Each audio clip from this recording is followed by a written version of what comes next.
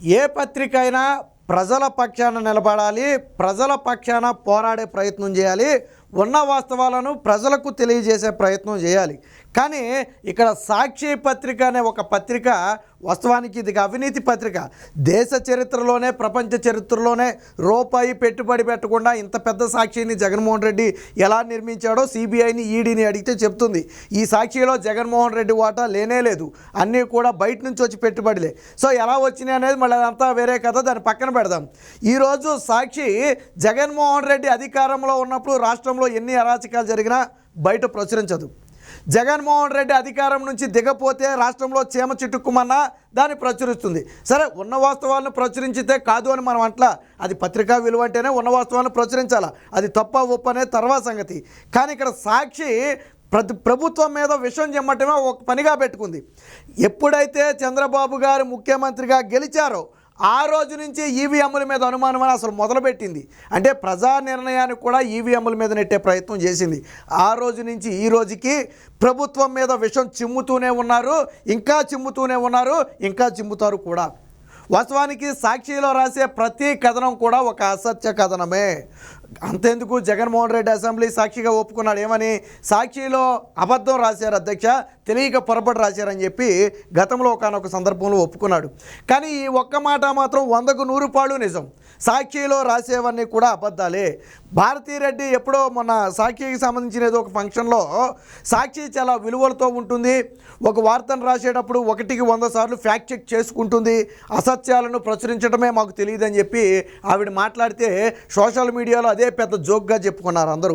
ఎందుకనంటే ఏ రోజు కూడా విలువలు లేకుండా ఇష్టం వచ్చినటువంటి రాసిన పత్రిక సాక్షి పత్రిక. సరే, సాక్షి రాసేది జనం నమ్మలేదు కాబట్టి మొన్న జగన్మోహన్ రెడ్డిని 11 సీట్లు ఇచ్చి పక్కన పడుకోబెట్టారు. సో ప్రజలు నమ్మారని నేను అంటలా, కానీ విషయం చెమ్మటం మాత్రం మానలా. ప్రజల మెదడులోకి ఆ విషయాన్ని చొప్పించడం మాత్రం సాక్షి మానలేదు. ఇప్పుడు నిన్న ఆల్రెడీ ఒక కథనం రాశారు, ఏది విశాఖ స్టీల్ ప్లాంట్ అమ్మేద్దాం అనుకుంటున్నామని. వాస్తవానికి అది అమ్మట్లేదని చెప్పి నిన్న కేంద్ర మంత్రి చెప్పాడు. ఈరోజు తల్లికి వందనం పేరు మీద మరొక అసత్య కథనాన్ని రాశారు. ఒకసారి చూద్దాం. ఇదిగో ఇక్కడ ఒక కథనం రాశారు చూడండి. ఒక్కరికే వందనం అందరికీ ఎగనామం అని చెప్పి తల్లికి వందనం పథకంపై కూటమి ప్రభుత్వం యూటర్ను, ఇంట్లో ఎంతమంది ఉంటే అంతమందికి ఇస్తామని ఎన్నికల హామీ. ఎన్నికల ప్రచారంలో ఇలా చెప్పారు, ఇది ఇచ్చారని చెప్పారు. మరి ఇప్పుడు మాత్రం కేవలం ఒకరికే ఇస్తున్నారని భారతీరెడ్డికి ఎలా చెప్పారు? తెలుగుదేశం పార్టీ దీనికి ఏమని కౌంటర్ ఇచ్చిందంటే, అమ్మా భారతీరెడ్డి, నీకు చదువు రాకపోతే చదువుకో, లేదా చదువు వచ్చిన వాళ్ళతో చెప్పించుకో. ఇచ్చిన జీవోలో, తల్లికి వందనం జీవోలో చైల్డ్ అని ఉంటే ఒక్కరికే అని అర్థం, చిల్డ్రన్ కానీ చిల్డ్రన్స్ అని కానీ ఉంటే ఒకరికంటే ఎక్కువ అని అర్థం. అక్కడ ఇద్దరని కూడా మెన్షన్ చేయలేం. వాస్తవానికి ఏంటంటే వీళ్ళ ఉద్దేశం ఏంటంటే ఇద్దరనో ముగ్గురనో మెన్షన్ చేయాలనేది వాళ్ళ ఉద్దేశం. ఇప్పుడు ఒకళ్ళు ఉంటారా, ఇద్దరు ఉంటారా, ముగ్గురు ఉంటారా అనేది మనం ఎలా డిసైడ్ చేస్తాం? కాబట్టి ఏమన్నారు అక్కడ, అయితే చిల్డ్రన్ లేదా చిల్డ్రన్స్ అని అంటారు.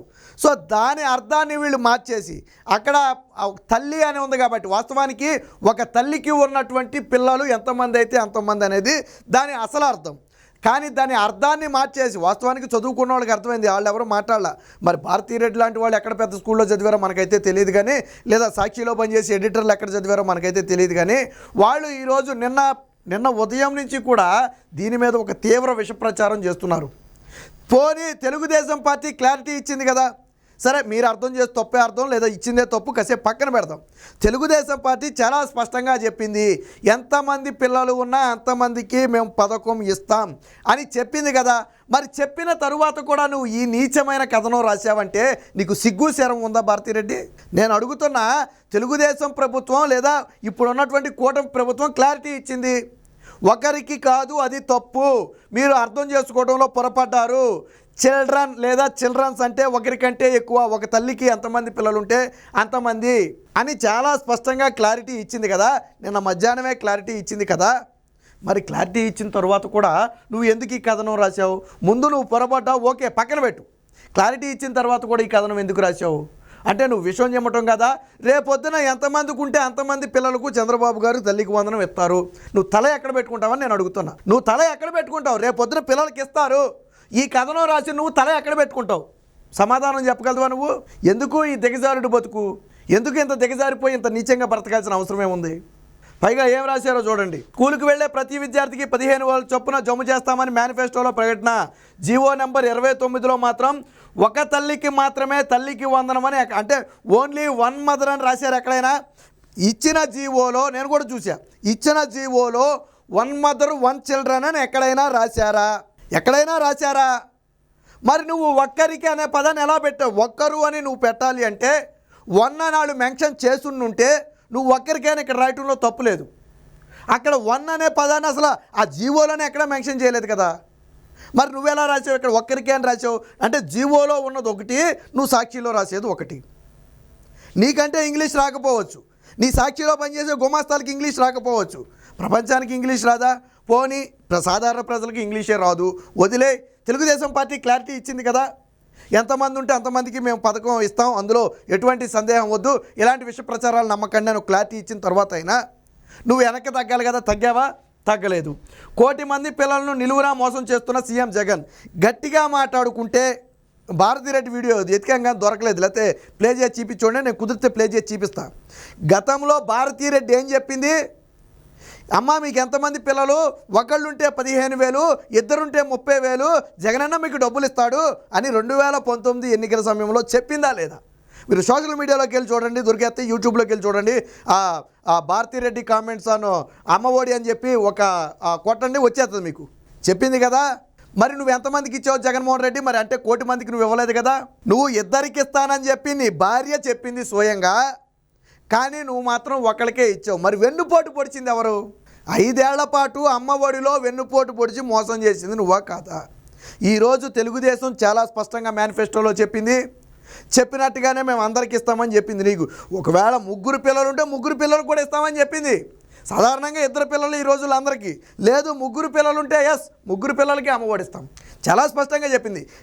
నీ ఉద్దేశంలో 2 పిల్లలు ఉంటే ఒకడు పనికి వెళ్ళాలా, ఒకడు చదువుకోవాలా, అందుకని నువ్వు ఒకడికి ఇచ్చి మోసం చేసావు. కానీ కూటమి ప్రభుత్వం ఉద్దేశం అది కాదు. ఎంతమంది పిల్లలు ఉంటే అంతమంది పిల్లలు బడికి వెళ్ళి చదువుకోవాలా, అందుకు కదా అంతమందికి ఇస్తామని చెప్పింది. మరి ఇస్తాను, నీ భార్య ఇస్తానని చెప్తే మోసం చేసిన నీకు, ఇస్తామని చెప్పి మాట మీద నిలబడే తెలుగుదేశం పార్టీకి ఏమైనా సంబంధం ఉందా? అంటే ఈ దిగజారుడు రాతలు రాయటం వల్ల ఉపయోగం మహా అయితే నీ సాక్ష్యం చూసేవాడు కాసేపు ఆనందం పొందుతారేమో, అంతకు మించి ఏముండదు. 1 వారం రోజులు ఆగితే ఆల్రెడీ పథకం ప్రారంభించారనుకో, అప్పుడు తల అక్కడ పెట్టుకోండి. నేను అనేది అదే, నువ్వు ఈరోజు దిగజారిపోయి రాసావు కదా, రేపు పథకాన్ని అందరికీ అమలు చేస్తే నువ్వు తల ఎక్కడ పెట్టుకుంటావు? 75% హాజరు, అలాగే పిల్లలందరూ వెళ్ళాలని, ఇంటి కరెంటు బిల్లు ఎక్కువ వచ్చిందని, లేకపోతే ఇంకో రేషన్ కార్డు లేదని, రకరకాల కారణాలతో విద్యార్థుల సంఖ్య తగ్గించింది నువ్వు కదా. నువ్వు మొదటి ఏడాది అమ్మఒడి ఇచ్చిన వాళ్ళకి, ఆఖరి ఏడాది అమ్మఒడి ఇచ్చిన వాళ్ళకి సంబంధం ఉందా? 5 ఏళ్ల పాటు కంటిన్యూగా అమ్మఒడి తీసుకున్న వాళ్ళు ఎవరైనా ఉన్నారా? అందులో మళ్ళీ ఒక అమ్మఒడి పంగనామం పెట్టినట్టున్నావు చివరిలో పడకుండా. మరి ఇది జగన్మోహన్ రెడ్డి మోసం చేయటం కదా. చేసేది నువ్వు, కూటమి ప్రభుత్వం చేస్తుంటే చూడలాగా ఏడ్చేది కూడా నువ్వే. నీ హయాంలో ఏ రోజైనా జగన్మోహన్ రెడ్డి భార్య భారతిరెడ్డి ఇద్దరికి అమ్మఒడి ఇస్తానంది, జగన్మోహన్ రెడ్డి ఒకరికి ఇచ్చారని రాసావా? ఎందుకు రాయలేదు? మరి అదేమైనా నీచమైన బుద్ధి? వీళ్ళ దిగజారుడు ఎలా ఉంటుందంటే ఇలా ఉంటుంది. ఇంటిలో పిల్లలందరికీ కాకుండా ఒక్కరికే అంటూ మెలిక, అది ఎప్పుడు ఇస్తారో తెలియదు. 5 ఏళ్ల డేటా ఉన్న లబ్ధిదారుల ఎంపిక పేరుతో తాత్సార్యం చేస్తున్న సర్కారు ఇన్నాళ్లకు కేవలం గైడ్లైన్స్ మాత్రమే జారీ, అందులోనూ ప్లేట్ ఫిరాయింపు. ఏటా జూన్ నెలలోనే అమ్మఒడి జమ చేసిన జగన్ ప్రభుత్వం. వైఎస్ జగన్ సీఎంగా ఉంటే ఈ పాటికే అమ్మఒడి, రైతు భరోసా, విద్యా దీవెన, ఆల్రెడీ నువ్వు చెప్పిన కథలే మళ్ళీ అన్సార్లు చెప్తావా జగన్మోహన్ రెడ్డి? నీ సాక్షిలో 5 ఏళ్ల పాటు కొట్టుకున్న డొప్పే అమ్మఒడి, జగనన్న విద్యా దీవెన, లేకపోతే రైతు భరోసా, నువ్వు కొట్టుకున్న డొప్పే. అయినా ప్రజలు నిన్ను అమలా ఈడ్చిచ్చి తన్నారు. ఇంకా ఎంతకాలం ఈ డప్పు కొట్టుకుంటావు? ఇది మళ్ళీ గతంలో మేనిఫెస్టోలో ఏం చెప్పారు అనేది ఇక్కడ ఇచ్చారు. మేనిఫెస్టోలో ఏం చెప్పారో ఎస్ అదే ఇస్తారు. ఎంతమంది ఉంటే అంతమందికి, స్కూల్కి వెళ్ళే ప్రతి విద్యార్థికి ఏడాదికి 15,000. ఎస్ ఈ రోజు కూడా అదే మాట కట్టుబడి ఉన్నారు. నువ్వు కాదు అంటే కదా రాయాలి దీన్ని. ఒకవేళ చంద్రబాబు గారి ప్రభుత్వం మేము ఇవ్వలేము, లేదు తూచి మేము ఒకరికి ఇస్తున్నామంటే అది తప్పు. అప్పుడు నువ్వు రాయి, తప్పు లేదు. మోసం చేశారని రాయి. సరే, నీ హయాంలో మోసం జరిగిన అదే రోజు నువ్వు రాయి అనుకో, అది పక్కన పెడదాం. కానీ ఈరోజు మాట తప్పలేదు కదా. ఆల్రెడీ నీ సోషల్ మీడియాలో వైరల్ అయిన తర్వాత క్లారిటీ ఇచ్చారు కదా. బాబు చైల్డ్ అంటే ఒక్కరే, చిల్డ్రన్స్ అంటే ఒకరికంటే ఎక్కువ అని అర్థం. అది తెలియకపోతే చదువు నేర్చుకో లేదా చదువు వచ్చిన వాళ్ళతో చెప్పించుకో అని చెప్పి ఒక క్లారిటీ ఇచ్చిన తర్వాత కూడా మారలేదు అంటే ఏమనుకోవాలా? సో వైసీపీ విష ప్రచారమే ప్రధాన ఎజెండా. నిన్నేం రాశారు? విశాఖ స్టీల్ ప్లాంట్ అమ్మేద్దామని రాశారు. సో అదే ఒక టాపిక్, నేను మళ్ళీ దాని మీద ఒక వీడియో చేస్తా. వీళ్ళు రాసిన దానికి ఏం క్లారిటీ వచ్చిందో ఈ సాక్షి నీచ బుద్ధి కూడా బయట పెడతా. నేను విశాఖ స్టీల్ ప్లాంట్ విషయంలో సాక్షి నీచ బుద్ధి కూడా బయట పెడతా. ఇప్పటికైనా సాక్షిని చూసేవాళ్ళు ఒకటి అర్థం చేసుకోండి, సాక్షిలో వచ్చిన వార్త ఏది కూడా నిజం కాదు. వాస్తవానికి అది రాష్ట్ర ప్రజలకు అర్థమైంది కాదు అని నేను అంటలేదు. ఎందుకంటే మన ఫలితాలు అర్థం అవ్వబట్టే మన ఫలితాల్లో ఏ రకంగా తీర్పిచ్చారో మనందరం చూసాం.